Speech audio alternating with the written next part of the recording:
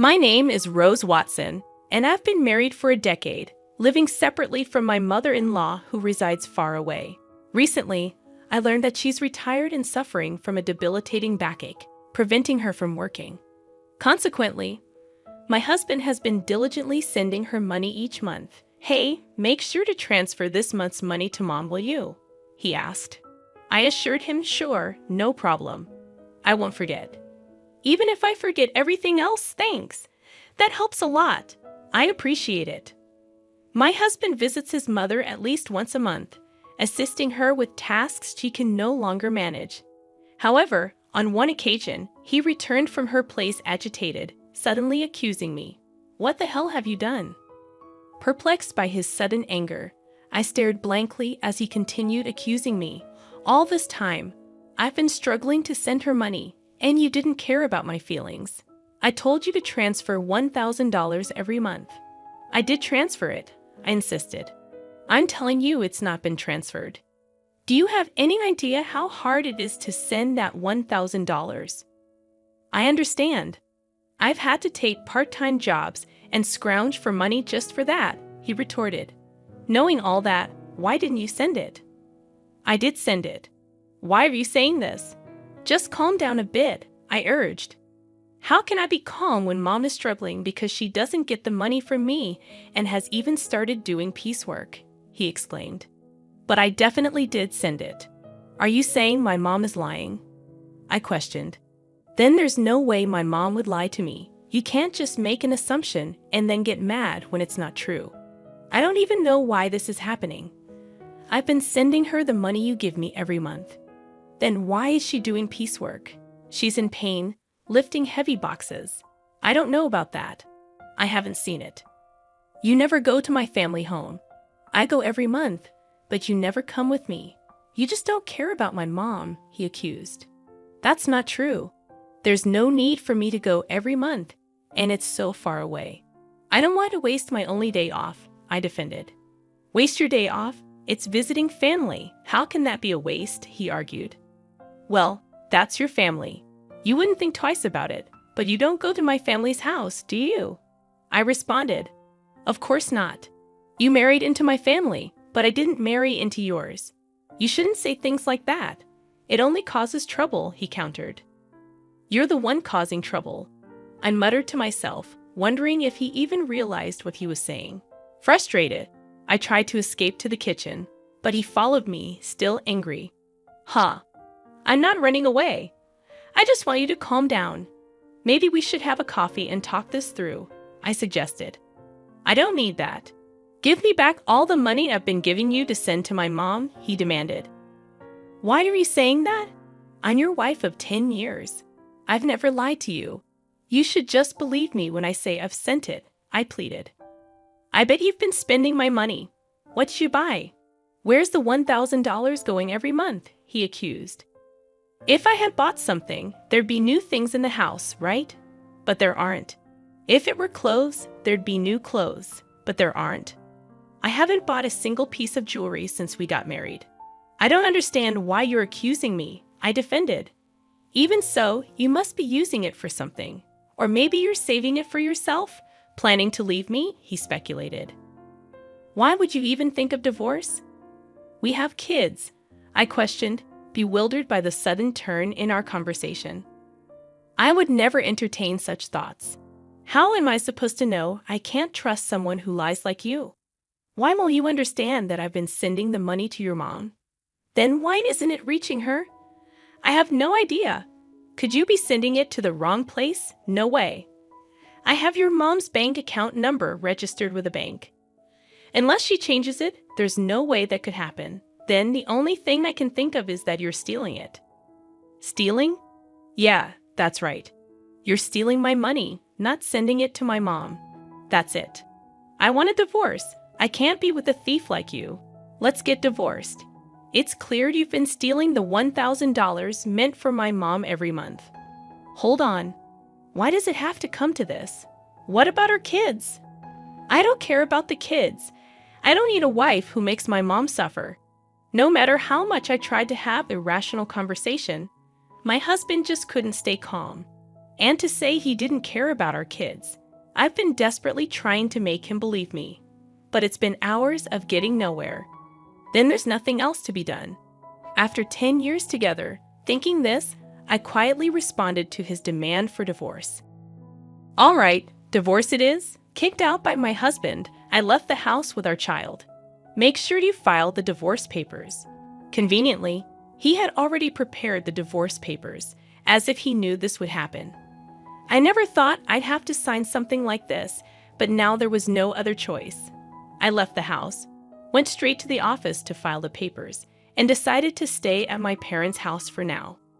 My child was shocked by the sudden turn of events, but all I could do was reassure them with empty words, "It's going to be okay." Then, after settling down in a new place with my child, I got a call from my ex-husband, Mark. Something weird is happening. Out of the blue, Mark started talking as if we were still married. "What do you want with me, a stranger?" "Now, I know we're strangers. You call me suddenly. Don't even ask about your child, and say something weird is happening. You sound much weirder, you know." Well, here's the thing. I've been sending the money to my mom myself, but she says it's not being transferred. Maybe you're not transferring it. That's impossible. I did it myself. I don't know about that. Maybe you're doing it unconsciously, or perhaps you only dreamed you did it. Don't compare me with you. Then don't call me. I'm not free to deal with this. You're working as usual. So, you're free. How much more will he belittle me? He must think I'm just sitting around doing nothing. My bank statement shows I sent the money. The money's been withdrawn, but my mom says she didn't receive it. What do you think that means? Maybe you sent it to the wrong person. Then where did I send it? I don't know. Maybe you're giving it to some other woman. That's ridiculous to me. It's ridiculous to even have this conversation, but Mark doesn't seem to think so. Anyway, I have nothing to do with it. Wait, that's too cold. You can't just cut ties so easily. I'm not cold. The moment you decided on divorce, you were out of my life. How can you cut ties so easily? A woman doesn't look back. What's the use of dwelling on the past? On you, it's a waste. I'm in trouble here, not my problem. Can't you at least listen to me? How utterly self-centered. All right then, start from the beginning. Tell me what's happening and what's going on. Well, it was the day I said I wanted a divorce, remember? I went to check on Mom at her house, right? I asked her why she was doing piecework, even though I send her $1,000 every month. She said she hadn't received any transfers, so she had to do piecework to get by. Now I get it. That's why you were so angry, and you thought I was pocketing the money. Yeah, that's right. But even when you transferred it yourself, it didn't get there. Yeah, that's what's happening. So doesn't that mean it wasn't me? Well, I don't know about that. When you were in charge, maybe you were pocketing the money. That's awful. If that's what you think, then I'll go to your family's house myself. What are you going to do there? Maybe I'll find out something if I go. Yeah, maybe. So we ended up going to my husband's family house together for the first time in a while. When we got there, his sister was there. Oh, why are you here, Selena? I came back because I'm worried about Mom. What about your husband? We're divorced, just like Mark. Oh, so you divorced and came back to your family home? Yes, I did. When did you come back? 6 months ago. 6 months? Never mind that. Mom, is it true that you didn't receive the money I sent? It's true. It doesn't change the fact that the money wasn't received, whether both of you are here or not. But did you print out your account record in your bank book lately? Yes, I did. Just 2 days ago. Can I see the bank book? Sure, you can't show that. Why would you show a bank book to someone else? You're a stranger now. Why would you think she'd show you something so important? Are you out of your mind? But we can't know if the money really wasn't deposited unless we check. You don't need to see it. Then I'll look. I'm her son. It shouldn't matter. Fine, look. There's hardly anything in there anyway. My mother-in-law said this and then fetched the bank book from a drawer in the next room. But when we looked at the bank book, there were deposits and withdrawals. Look, Mark, there's a deposit from you here. and it was withdrawn the next day. That's quite punctual. Before this, even if you deposited it, it wasn't withdrawn immediately. I couldn't go to the bank much because of my back pain. I would wait until it was absolutely necessary, but since Selena came back, she's been going to the bank for me, which has been a big help. Ever since Selena returned, she's been the one going to the bank. The money was always withdrawn the next day, according to the bank book. Mark and I instinctively looked at her. What? I don't know anything about this, she said desperately. But from what we see here, it looks like you withdrew it, Selena. Mom doesn't go to the bank, and maybe someone else has Mom's card and is withdrawing the money every month. I don't have a card. I'm afraid of losing it, so I never made one, she replied anxiously. Tell the truth, Selena, Mark urged. All right, it was me. Mom told me to withdraw the $1,000 she was getting each month. I saw it was being deposited every month, so I thought borrowing a little bit would be okay. If you're borrowing it, are you planning to pay it back? I interjected. I intend to pay it back. I just don't have the money for it right now, she confessed. Why would you do such a thing? Mark questioned. I really needed the money. I only borrowed it because I had to. Besides, Mom's managing to get by. Isn't that fine? Selena justified. Were you that desperate for money? His mother softened her tone and asked. Then Selena completely changed her tone from her previous assertiveness, now playing the role of a pitiful victim.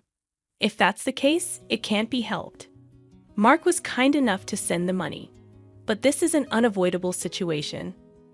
Yeah, if sister was in trouble, it's the family's job to help after all, Mark reasoned. Despite his rage and accusations towards me, Mark forgave his sister as if nothing had happened. Hey, I was called a thief over this, and now you're just going to let it go because it's your sister. It can't be helped. She said she's in trouble. That's fine for your money, but don't you have something to say to me? I challenged. Not really. No, not even an apology after all the horrible things you said to me. Why should I apologize? I don't see any need to. I was hurt by what you said, Mark defended. Such a fragile mental state, I muttered to myself. Anyway, it's not like I did anything wrong, right? Selena was having a hard time, so this happened. It's not Mark's fault. He doesn't need to apologize, his mother supported. Isn't this just like being completely surrounded by enemies? Even if I speak the truth, this place is hostile territory. There's no doubt that anything I say will be met with opposition. Even though a quick look at the bank book would have clarified everything, I had to travel all this way just to be treated like this. Fine, if cutting ties with you costs me this much, it's a small price to pay. I'm leaving. Drive me to the station, I demanded. Why do I have to take you? We're divorced, remember? I don't have to do anything for you, a stranger, Mark retorted. Because I came all this way for you. You asked me for help, I argued. Did I? I don't remember asking you to come. I just wanted some advice. You came here on your own. You can leave on your own too. Mark snapped. That's right. You're not a couple anymore. Why should he take you? It makes sense for a husband, but not for a stranger, his mother added. What a group. No thank you or sorry for solving the issue. After spending 10 years with such a man, it felt like such a waste of time. Fine, I'll take a taxi. I don't need you, I declared, frustrated. I called the taxi and somehow managed to get home. As I arrived home, tears of frustration streamed down my face, and I swore never to listen to that man again. However, after a while, my husband called me. Maybe he had changed his mind and was about to apologize for what happened. Perhaps he'd explain that he had to act that way in front of his sister and mother. But my expectations were shattered. Can you lend me some money? He asked abruptly. Shouldn't you say something to me first? Oh, long time no see, I replied. That's not what I mean. You're being troublesome, you know. It's not normal to ask for money without even apologizing first. That's not true. We were a married couple after all. You could say we were a united fate. That's not the case anymore. The day we split up, our united fate dissolved. I still think we're a united fate, though. He keeps saying whatever he wants. So lend me some money, will you? Why? The truth is, I found out Selena has a huge debt.